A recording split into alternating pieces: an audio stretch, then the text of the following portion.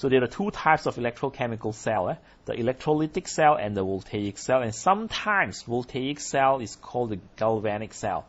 In SPM, usually we do not call galvanic cell, we call it voltaic cell. Okay, but maybe it's in other books. Sometimes in other books, when you see this galvanic cell, or in internet you see this galvanic cell, then you should know that this galvanic cell actually is the voltaic cell. The voltaic cell.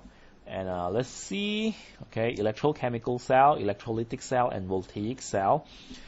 The major difference between this electrolytic cell and voltaic cell is the change of the energy. Okay, is a change of energy.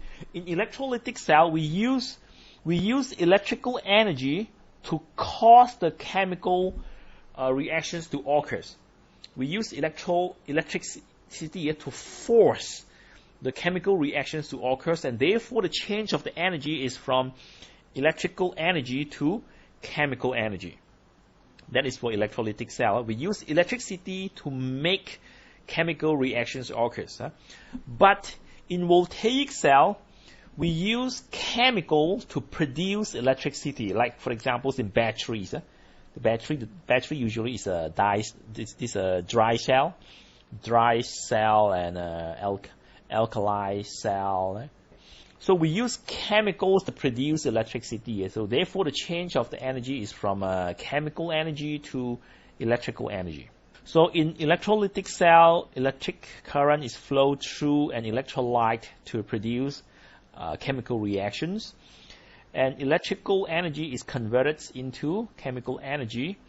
And the process is called electrolysis. That is inside electrolytic cell. But for voltaic cell, it's the opposite. Chemical is used to produce electricity, so therefore the change of energy is from chemical energy to electrical energy.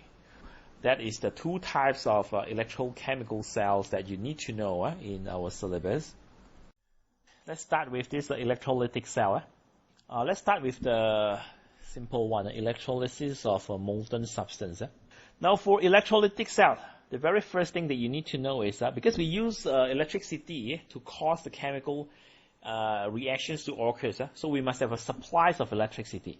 So you must have this dry cell. Okay, there's batteries here. So always remember, in electrolytic cell there's battery. And for battery, it has a positive and negative terminal, right? Okay, positive and negative terminal. So the this positive terminal is connected to an electrode.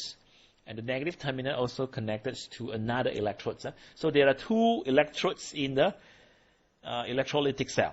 So two electrodes in an electrolytic cell. The electrodes connected to the positive terminal.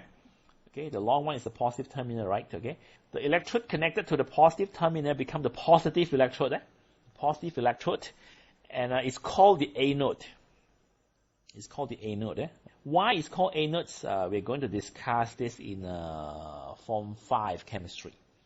Okay, oxidations and reductions. Okay, why it's called anodes? Because oxidations occurs here, but for the time being, you don't need to know what is oxidations. For Form 4 students, you don't need to know oxidations. But for Form 5 students, actually, I think you already learned oxidations, right? Okay, so it's called anode is because oxidations occurs here. So the positive terminal is called the anode. Okay, and the negative terminal is called the cathode. Okay, let me show you the notes here. So the electrode connected to the negative terminal is a negative electrode and it's called the cathode.